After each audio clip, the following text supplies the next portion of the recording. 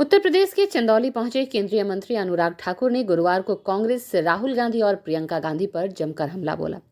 अनुराग ठाकुर चंदौली और गाजीपुर लोकसभा सीट की cluster meeting करने चंदौली जिला मुख्यालय स्थित बीजेपी कार्यालय पहुंचे थे। बैठक के बाद उन्होंने प्रेस कॉन्फ्रेंस में विपक्षी नेताओं पर जमकर हमला बोला। अनुराग ठाकुर ने परिवारवादी कहकर कांग्रेस पर निशाना साधा। उन्होंने कहा कि कश्मीर में पीएम मोदी को सुनने के लिए हजारों लोग पहुंच रहे हैं, जिसे देखकर परिवारवादियों के पेट में दर्द हो रहा है। उन्होंने गांधी परिवार के रायबरेली और अमेठी से चुनाव लड़ने को लेकर कहा कि मुझे तो लगता है गांधी परिवार पलायन कर गया, क्योंकि उनकी प्लानिंग में यूपी कहीं नजर नहीं आता। वहीं प्रियंका गांधी के यूपी में जंगल राज वाले बयान पर कहा कि कांग्रेस तो माफियाओं का संरक्षण करती है। बीजेपी की माफियाओं के खिलाफ बुलडोजर की कार्रवाई कांग्रेस भ्रष्टाचारियों को देखी नहीं जा रही है। पीएम मोदी के काम पर तेजस्वी यादव के ट्वीट पर पलटवार करते हुए अनुराग ठाकुर ने कहा कि चारा चोरों ने किया और अब जॉब के बदले जमीन लिया। जाति के नाम पर वोट लेकर अपनी ही जाति के लोगों को भी नहीं छोड़ा। वहीं सरकार के कामों को गिनाते हुए केंद्रीय मंत्री ने कहा कि मोदी की गारंटी चुनाव में रंग लाएगी। इस बार यूपी में सभी 80 सीटों पर एनडीए का कब्जा होगा। इस दौरान उन्होंने कहा कि भारत को विकास की नई ऊंचाइयों पर पहुंचाकर विकसित राष्ट्र बनाने का संकल्प मोदी के नेतृत्व में भाजपा का है। स्ट्रीट बस के लिए चंदौली से अशोक कुमार जायसवाल की रिपोर्ट। आज चंदौली दौरे पर आए हैं, क्या कार्यक्रम रहा?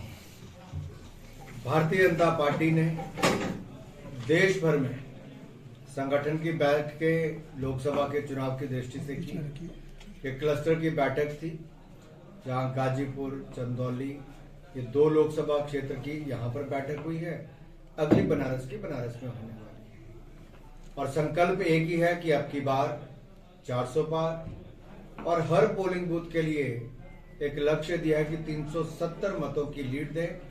जैसे 370 धारा को सदा के लिए समाप्त किया गया, जम्मू कश्मीर को उससे मुक्ति दिलाई, अब 370 की लीड हर पोलिंग बूथ पर भी मिले ताकि रिकॉर्ड जीत हो।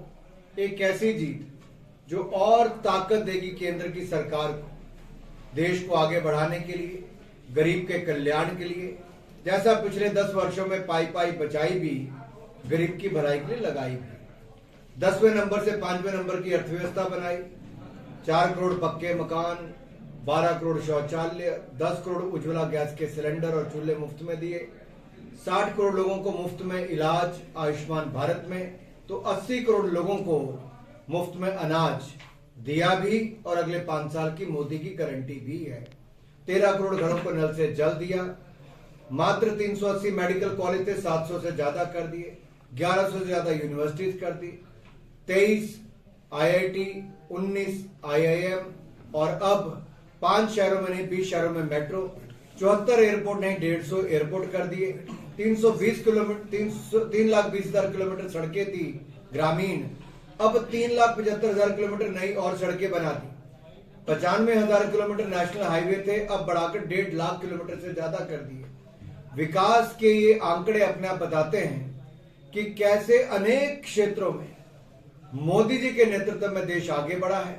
दुनिया में भारत का मान सम्मान बढ़ा है और अब बड़ी जीत के साथ भारत के लिए बड़े लक्ष्य रखेंगे और विकसित भारत बनाने का काम करेंगे। प्रियंका रायबरेली से और राहुल अमेठी से चुनाव लड़ने की बात आ रही है और अभी तक इंडिया अलायंस और कांग्रेस ने भी अपनी टिकट घोषित नहीं। मुझे तो लगता था गांधी परिवार पलायन कर गया, पर उनकी प्लानिंग में उत्तर प्रदेश कहीं नजर ही नहीं आता था। राहुल गांधी जी तो वायनाड में जाकर उत्तर प्रदेश के लिए जो शब्द बोलते थे यहाँ के लोगों के लिए, उत्तर प्रदेश की जनता भूली नहीं है। और आपने तो देखा जब आप आए थे तो 40 लोग आसपास नजर नहीं आए। क्या सोच के चुनाव लड़ेंगे? वायनाड में भी कांग्रेसियों ने रंग दिखा दिया है और उत्तर प्रदेश की जनता तो करारा जवाब देने का इंतजार कर रही है। अभी तक टिकट का लोग सीट का बंटवारा नहीं कर पाए हैं, प्रत्याशी घोषणा इंडिया अलायंस नहीं कर पाई। क्या लगता है क्या है ये इंडिया अलायंस घमंड और अहंकार से भरा हुआ है। ममता बनर्जी इनके कार्यक्रम में नहीं आती है। अखिलेश जी नखरे करके फिर आने की बात करते हैं। मध्य प्रदेश में इनके आने से पहले कई लोग इस्तीफा दे देते हैं और गुजरात की भी वही हालत है। पूर्व मंत्री, विधायक और बड़े नेता भी इस्तीफा दे देते हैं। ये अपने आप में दिखाता है कि जिसके साथ ये गठबंधन करने जाते हैं, पंजाब की असेंबली में मुख्यमंत्री खरी खोटी इनको सुनाते हैं। ये कैसा गठबंधन है जो एक दूसरे को नीचा दिखाने से पीछे नहीं हटता, अहंकार सिर चढ़ के बोलता है। ये आज से ही टूटे हैं, क्योंकि ना नेता था, ना नीति थी, और नियत में खोट सदा नजर आता है। प्रदेश से जुड़ा मामला है। अवैध मदरसों को लेकर यूपी सरकार द्वारा एसआईटी घोषित की गई थी और जांच रिपोर्ट में शासन को जो मिली उसमें 13,000 मदरसे जो अवैध पाए गए हैं, खासकर नेपाल सीमा पर। कितनी बड़ी बात है ये देश के लिए और उसकी सुरक्षा के लिए? देखिए, ऐसे कदम जो राष्ट्र की सुरक्षा से लेकर जिसके अन्य और भी पहलू हैं, वो जब एक बार आपके सामने रिपोर्ट आएगी तो इससे क्या चुनौतियां थी, क्या इसमें चल रहा था, क्यों ये करवाने की आवश्यकता पड़ी, इस सब के ऊपर उत्तर प्रदेश सरकार बेहतर तरीके से बता सकती है। लेकिन मैं इतना कहूंगा, आज भारत के युवाओं को अच्छी शिक्षा, अच्छे संस्कार, साथ ही साथ अच्छी स्किल्स चाहिए ताकि वो विकसित भारत का निर्माण कर सके।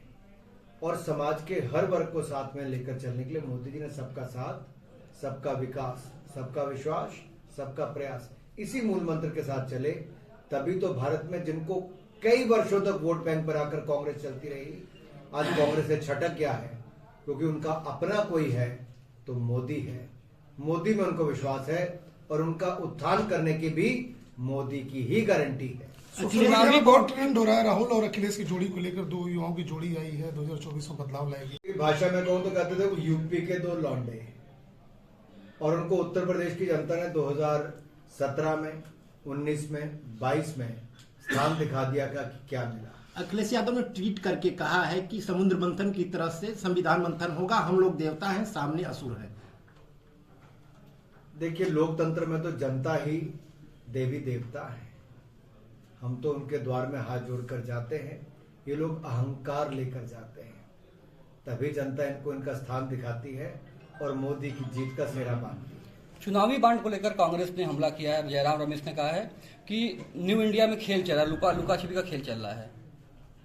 क्या चल रहा है? लुका छिपी का खेल चल रहा है। ये सब भाजपा के इशारे पर हो रहा है। एसबीआई बॉन्ड को लेकर लगातार विपक्ष हमलावर है। मुझे लगता है एसबीआई ने बहुत स्पष्ट तरीके से कहा है, कुछ समय चाहिए और जानकारी देंगे। उसमें कुछ नहीं, कोर्ट में केस है, उसमें तो हमें कुछ ज्यादा कहना नहीं। महबूबा मुफ्ती ने आज जनसभा को लेकर मोदी जी को कहा है कि भीड़ जुटाने के लिए गाड़ियों से लोगों को लाया जा रहा है। इनकी रैलियों में कैसे आते हैं? तो जिसको आना होगा, देश के प्रधानमंत्री आ रहे हैं। धारा 370 जो नासूर बन गया था, जिसने 45,000 लोगों की जान ले ली, इनके परिवारों ने जम्मू कश्मीर को लूटकर खोखला कर दिया। आज जम्मू कश्मीर में उद्योग बढ़ रहा है, पर्यटन बढ़ रहा है, वहां पे विकास हो रहा है, खुशहाली है, शांति है, पथराव की घटनाएं बंद हो गई, आतंकवाद पर एक तरह से लगाम लगाने का काम हुआ है। यही इनको दर्द है। ये बैंकों को भी लूट कर खा गए थे, इन्होंने कोई ऐसा छोड़ा नहीं था जो खाने का काम ना किया हो। आज इनको लगता है मोदी जी को सुनने के लिए कश्मीर में अगर इतनी बड़ी संख्या में हजारों की तादाद में लोग आते हैं, तो उन परिवारवादी पार्टियों के पेट में दर्द होना शुरू हो जाता है। तेजस्वी यादव ने भी ट्वीट किया है कि मोदी जी एक ही काम को कई रूप में पेश करते हैं, उसका कवर बदलते हैं, रंग बदलते हैं, जनता को मूर्ख बनाते हैं।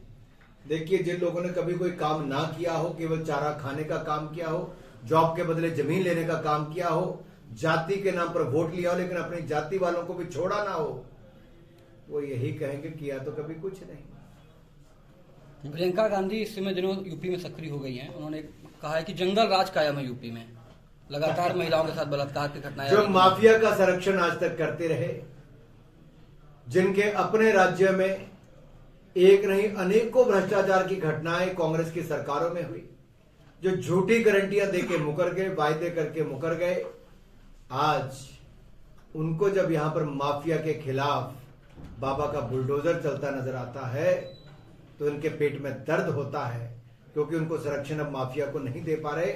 माफिया पर वार किया है और यूपी को माफिया राज मुक्त करने का काम किया है। धन्यवाद।